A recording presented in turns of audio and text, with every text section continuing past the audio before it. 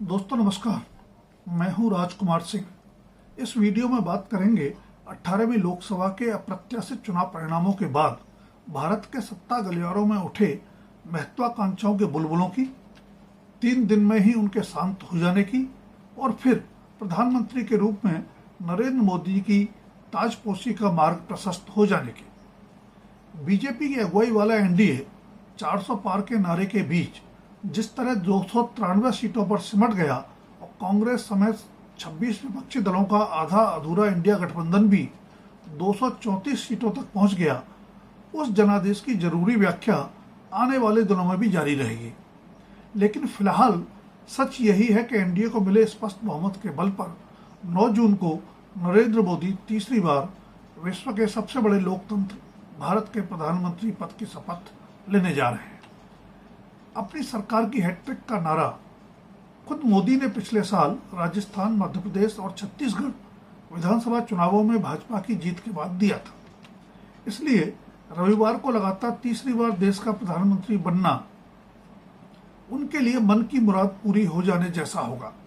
संभव है कि इस सपने के पीछे देश के पहले प्रधानमंत्री पंडित जवाहरलाल नेहरू का रिकॉर्ड बराबर करने की महत्वाकांक्षा भी रही हो।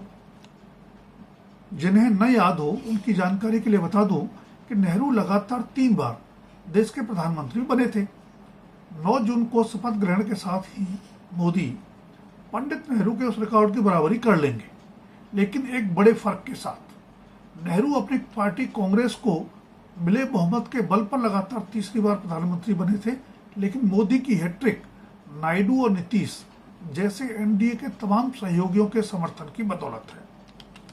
वैसे 4 जून को आए चुनाव परिणामों के बाद 5 जून की बैठक में इंडिया कोई रणनीति बना पाता, उससे पहले ही अपनी हैट्रिक की बात छोड़कर खुद मोदी ने तीसरी बार एनडीए सरकार का राग छेड़ दिया था। उन्होंने बदले हालात को समझने और उनसे समझौता करने में बिल्कुल भी वक्त नहीं गंवाया। तकनीकी रूप से यह सही है कि पिछली दोनों सरकारें भी एनडीए की ही सरकारें थी, लेकिन सत्ता में भागीदारी के लिहाज से सरकार के नीतिगत निर्णयों में सहयोगी दलों की कभी कोई भूमिका नजर नहीं आई। भाजपा को अपने बूते लोकसभा में हासिल बहुमत के मद्देनजर शायद सहयोगियों को उसकी खुशफहमी भी नहीं रही होगी, लेकिन इस बार हालात एकदम अलग होंगे। खुद मात्र 240 सीटों पर सिमट गई भाजपा की मजबूत प्रधानमंत्री मोदी के नेतृत्व वाली सरकार अपने तीसरे कार्यकाल में हर बड़े फैसले से पहले सहयोगियों का मुंह ताकने को मजबूर होगी। तीसरे कार्यकाल में सिर्फ अपने मन की बात कहने से काम नहीं चलेगा, बल्कि सहयोगियों के मन की बात सुननी भी होगी। हालांकि इसका कोई ठोस आधार नहीं था, फिर भी इंडिया को उम्मीद थी कि एन चुनाव से पहले एनडीए का दामन थामने वाले चंद्रबाबू नायडू, नीतीश कुमार और जयंत चौधरी शायद इंडिया में लौट आएंगे। नतीजतन 18वीं लोकसभा में बहुमत का संतुलन बदलकर एनडीए के बजाय इंडिया के पक्ष में हो जाएगा। शायद इस उम्मीद का कारण यह रहा हो कि अतीत में 2 बार एनडीए छोड़ चुके नीतीश के रिश्ते मोदी से बहुत अच्छे नहीं रहे। शाब्दिक युद्ध भी जनता दल यूनाइटेड और भाजपा में चलता रहा। आंध्र प्रदेश को विशेष राज्य के दर्जे की मांग पर 2018 में एनडीए छोड़ने वाले नायडू ने भी मोदी पर तीखे हमले किए थे। दरअसल दोनों ही ओर से एक दूसरे पर ऐसे कटाक्ष किए गए जो भाषाई शिष्टता और राजनीतिक मर्यादा भंग करते हैं, पर आज की सत्ता केंद्रित राजनीति में भला उसकी परवाह किसे है। सो इंडिया की उम्मीद को नाउम्मीद में बदलने में ज्यादा समय नहीं लगा। भाजपाई रणनीतिकारों ने आनन फानन में ही एनडीए घटक दलों के नेताओं की बैठक बुलाकर मोदी के नाम पर मोहर लगवा ली। 5 जून को ही मंत्रिमंडल की बैठक के बाद मोदी अपना इस्तीफा भी राष्ट्रपति मुर्मू को सौंप पाए। नवनिर्वाचित सांसदों द्वारा मोदी को नेता चुनने की विधिवत औपचारिकता 7 जून को संसद के सेंट्रल हॉल में हुई बैठक में पूरी की गई। उसके बाद ही मोदी ने नई सरकार के गठन के लिए राष्ट्रपति से मुलाकात कर दावा पेश किया और उम्मीद के मुताबिक उन्हें शपथ ग्रहण का न्योता भी मिल गया। शपथ ग्रहण की तारीख ही नहीं, शाम 6 बजे का समय भी लगभग तय हो गया है, लेकिन गठबंधन राजनीति का असली खेल तो अब शुरू होगा। सूत्रों के हवाले से खबरें आने लगी हैं कि नायडू की टीडीपी और नीतीश का जनता दल यूनाइटेड लोकसभा अध्यक्ष के पद के साथ ही महत्वपूर्ण मंत्रालय, जिन्हें राजनीति की भाषा में मलाईदार कहते हैं, मांग रहे हैं।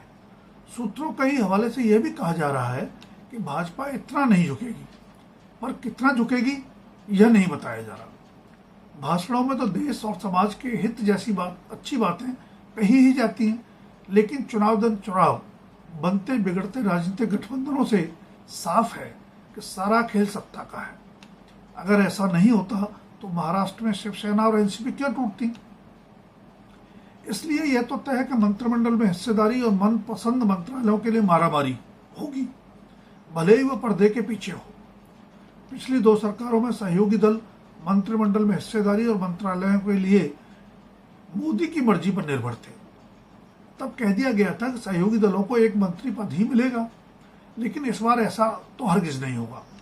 किस दल को कितने मंत्री पद और किसे कौन कौन से मंत्रालय मिलेंगे, यह तस्वीर साफ होने में समय लग सकता है। लेकिन 7 जून को संसद के सेंट्रल हॉल में हुई एनडीए के नवनिर्वाचित सांसदों की बैठक से गए सकारात्मक संदेश से बचा जा सकता था। एक एक सांसद वाले दलों के नेताओं को जिस तरह मोदी के साथ मंच पर बैठाया गया और 2 सांसदों वाले आरएलडी के नेता जयंत चौधरी को, जो खुद भी राज्यसभा के सदस्य हैं, सामने दूसरी पंक्ति में जगह दी गई, उसे पूर्व प्रधानमंत्री चौधरी चरण सिंह का अपमान बताकर इंडिया ने एनडीए में सब कुछ ठीक न होने का शिगुफा छेड़ दिया है। जयंत चौधरी को एनडीए छोड़कर इंडिया में आने का न्योता भी दिया जा रहा है। ध्यान रहे कि कर्पूरी ठाकुर को भारत रत्न दिए जाने के बाद ही नीतीश कुमार और फिर चौधरी चरण सिंह को भारत रत्न दिए जाने के बाद जयंत चौधरी इंडिया छोड़कर एनडीए में गए थे। मंच के बजाय सामने दूसरी लाइन में बिठाए जाने पर जयंत चौधरी ने कैसा महसूस किया होगा वही बेहतर जानते होंगे। लेकिन चौधरी चरण सिंह के अनुयायियों और आरएलडी समर्थकों को समझाना उनके लिए भी आसान नहीं होगा। जाहिर है, गठबंधन राजनीति को साधना टाइट बंधी रस्सी पर चलने की कला जैसा है, जिसके मोदी अभी तक तो आदी नहीं रहे, जबकि नायडू से लेकर नीतीश तक तमाम सहयोगी गठबंधन राजनीति की सौदेबाजी में माहिर माने जाते हैं।